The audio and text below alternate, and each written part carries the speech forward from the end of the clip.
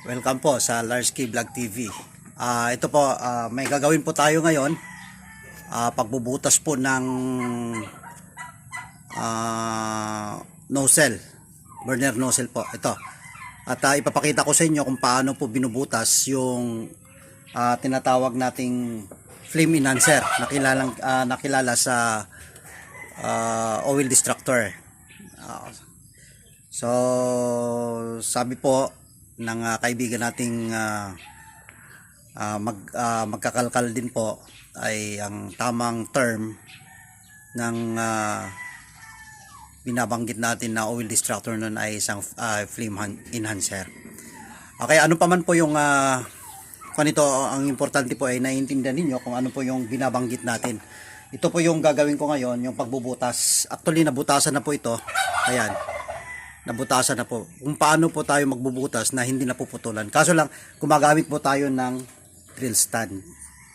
Ayan po. So, kung paano yung pagsisimula na, kasi marami pong nagko-comment na ang dami daw silang napuputulan daw sila ng mga drill bit. Actually, gumagamit din po tayo ng jig. Ayan, stand. May stand po ito. Para hindi po siya basta nababali. At ito po, nabutasan na po natin. Ayan, no. Twisted din po talaga yan. Ayan. Ito. Ngayon, itong 1/2 ang bubutasan natin. So, okay po. At sisimulan po natin. Ito po yung ginagamit po natin na talim ay sa flame enhancer niya ay 3mm. Dati po kasi ginamit ko is 2.5. Kaso po iba yung effect niya. Ipapakita ko na lang po sa sunod kung ano po yung effect noon. Kasi tinitignan ko rin yung sunog niya. So, iba po talaga. Nakita ko yung tamang sunog niya. Ay tulad din po yan ng isang spark plug ng motor. Na kapag maitim, ibig sabihin, overfeeding po, ibig sabihin hindi niya nasusunog. Ngayon, pag medyo brown, ay ibig sabihin po yun po yung magandang sunog niya. Pag lean naman po, yung puti yan, ay talagang mainit na mainit. Pero ang hinahanap natin yung tamang sunog lang po na hindi po siya, at least nasusunog po yung carbon. Hindi siya masyadong hindi masyadong nagkakaroon ng residual. So ang una po natin gagawin dito ay babaunan po natin ng konti.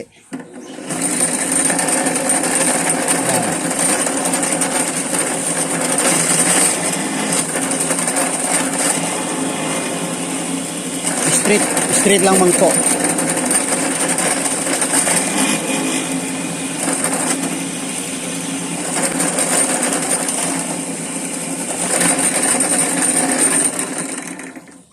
Ayan. So, nabaunan po natin siya ng konti lang. Ayan. Straight lang po na, pero ingatan po na lulusot siya. Ano pa? Dahil makapal naman po ito kasi coupling. Kaya sa coupling po kasi mas malakas din po yung buga niya dahil sa kapal. So, ang una po, then ang susunod nito ay gagatlaan natin. I-slant.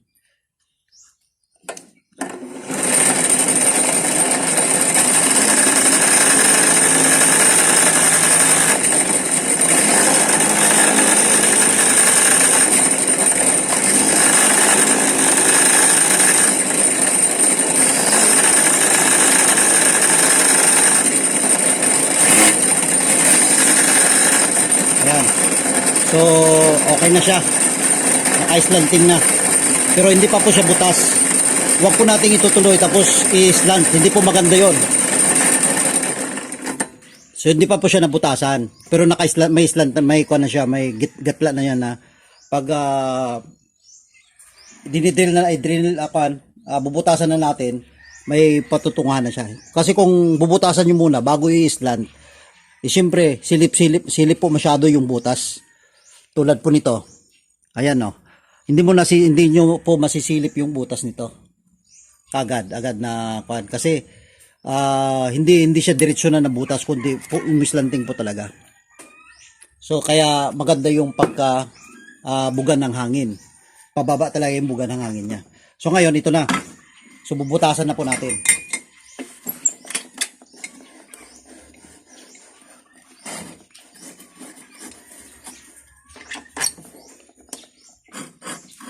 Ayan, kung pansinin nyo, ayan, kung sa sentro, para mag-slant siya, ayan, ganyan lang po. Sa side, parang mag-side siya konti.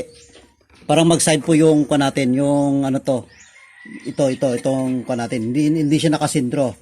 Dito po sa tagiliran. Na-slanting na po yan pag binutasan natin. So, ganun po yan. Okay, butasan natin.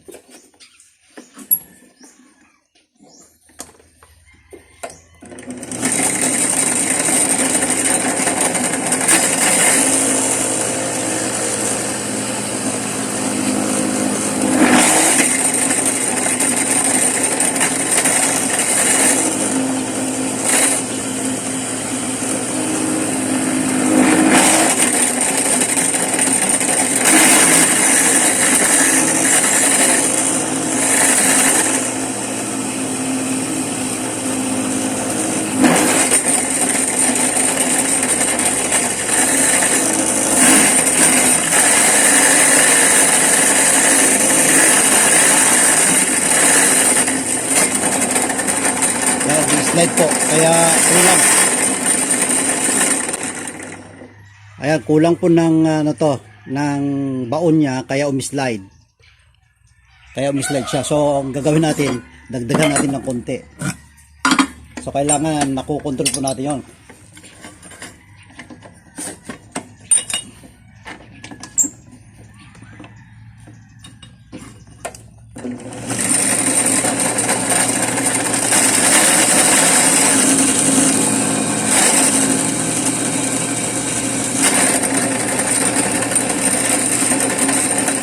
So, ganun lang po, ingatan din po ingatan po natin na didiretso din na mabutasan kasi hindi po maganda yon.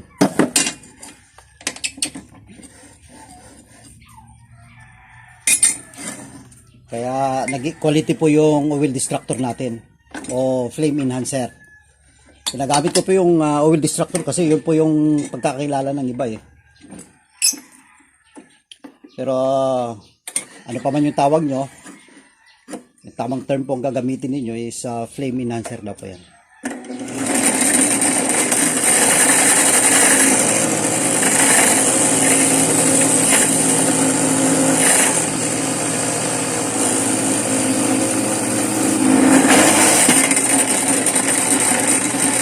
Ayan po, okay na siya. Okay na po yung pa natin, butas natin. Ayan, kung pansinin nyo. Saan ba? Ito.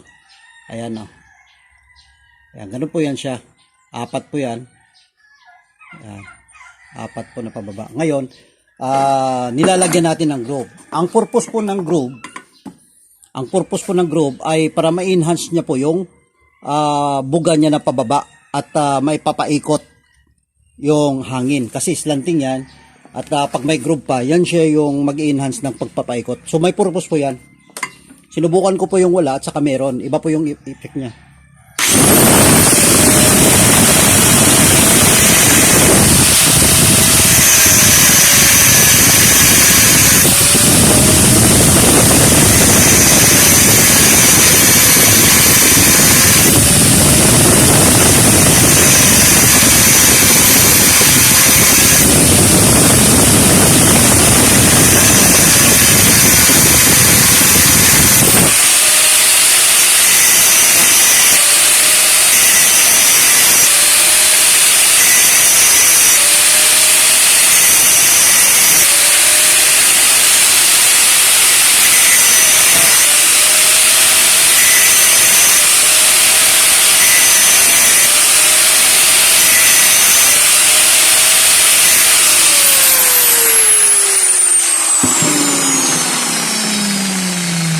So, ito na po.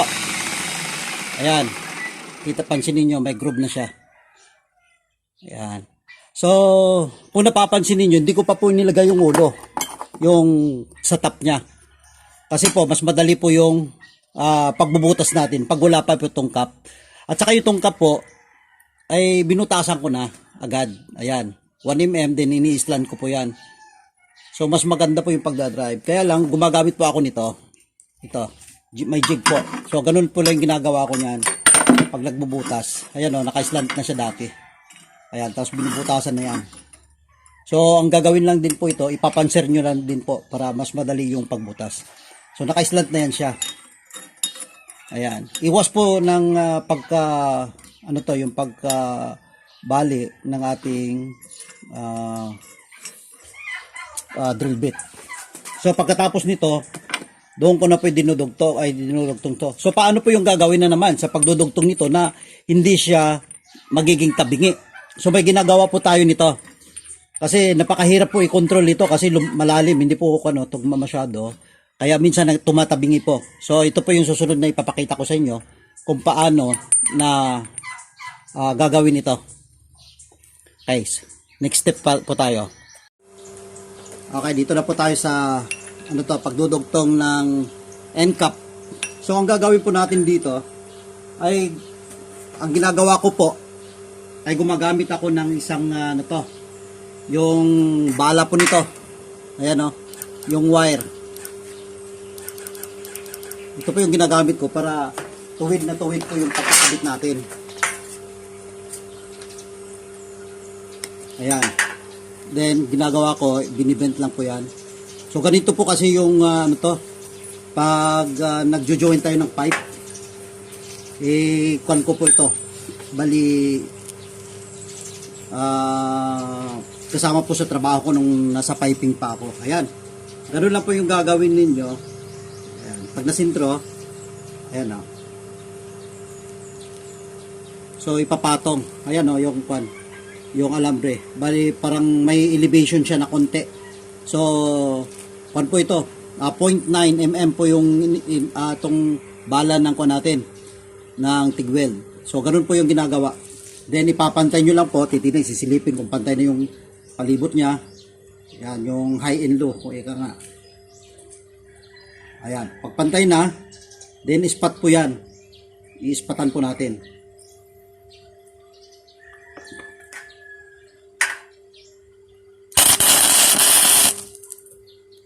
Yan po, naka-ispat na. Pagkatapos niyan, sisilipin pa po natin. Ayan kung nakikita nyo, tabingi. Umangat po doon. So, ang gagawin natin, pupukpukin yan. So, may kuan po tayo clearance sa pagpupukpok, sa pagtutuwid niyan. Dahil nilagyan natin ng 9mm. Yan po yung pamamaraan. Ayan So, kita nyo, pantay na. So, pag winilding nyo dito, aangat po kasi yan. Ngayon, ipupukpukin nyo lang para papantay ulit. Kasi kung wala po tayong inilalagay na ganito, kalang, pag hindi natin kakalangan, dikit na po yan, wala na po tayong space para ituwid itong end cap. So ganoon lang po yung sikreto niyan kung paano na magkakabit tayo ng tuwid na tuwid. Napakahalaga po kasi na tuwid po yung end cap natin. Ayan, ngayon spot na natin.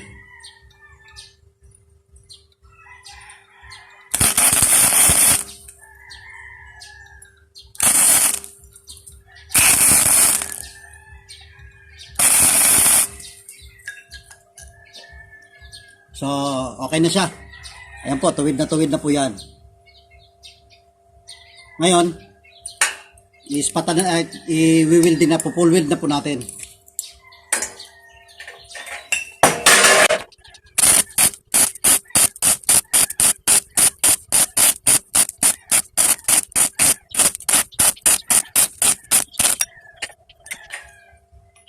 So, height, ito na po. Okay na siya.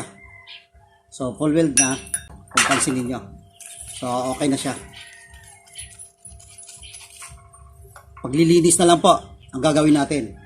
Papakita ko sa inyo kung paano din natin nililinis to. Para kompleto po yung paggagawa natin. Ano po? Ito po, paano natin nililinis to. Ayan.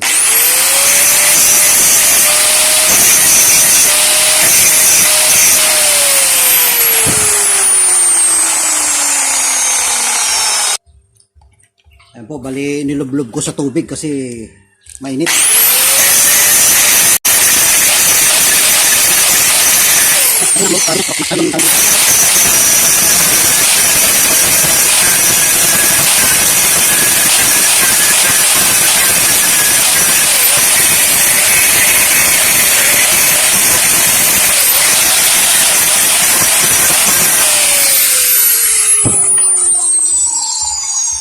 Yan po yung linis niya.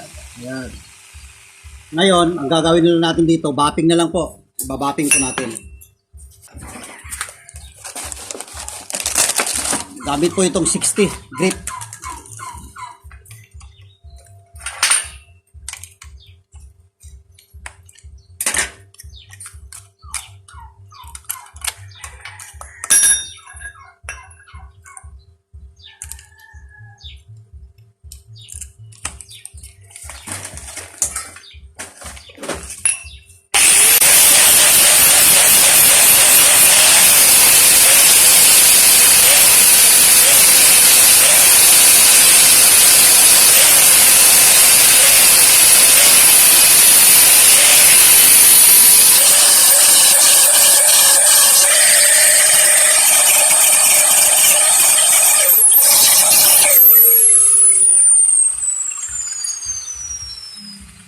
So, ito na po. Ayan. So, ito na po yung finished product natin. Pagkatapos po nito, i-check po natin yung mga butas. Ayan. So, padaanan ulit natin ng mga drill bit pati ito. Kasi sa pagwi-welding natin, alam niyo itong TIG weld. Masyado pong kanyan. Maraming talsik na dumidikit. Kaya minsan sa butas nagkakaroon siya. Pwede naman po itong ikon lang tinatawag nitong visual lang sa pag-check kung may ikon talaga. May butas ba o natakpan ba yung butas o hindi. Ayan. Pero para sigurado. So hanggang dito na lang po.